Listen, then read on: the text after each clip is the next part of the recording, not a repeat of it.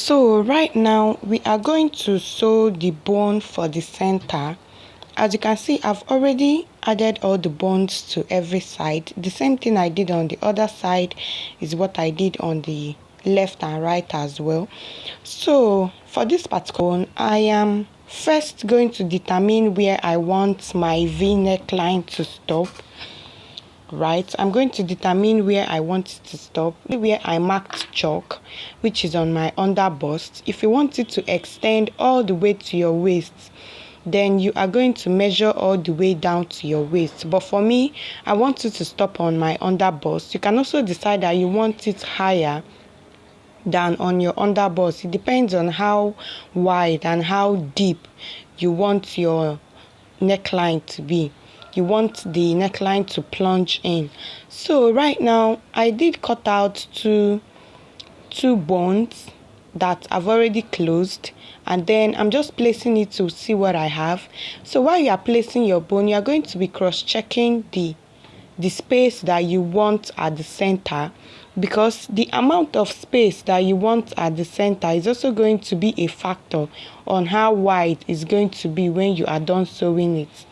So you can decide you want it to be 1 inch space, 1.5, 2 inches, whichever way you want it. Just place your bone like that, and then you place the third one on it. So this particular one is a 3-piece bone. You can see that we are using 3 pieces of bone to achieve this particular look, right? Can you see? So you are just going to go ahead to place it until you get the perfect look that you want. Do you understand? So you're just going to be trying out different shapes. There's no particular way to sew this particular one. Just feel free to try different methods that you can sew. And once you have a perfect look, then you go ahead, pin it down and sew it on top. You also note that the net on the top part is still there. I didn't cut it out. Some do cut it, but for me, I do prefer to just work on it like that. But for this particular 3-piece bone, we already have the tutorial on YouTube.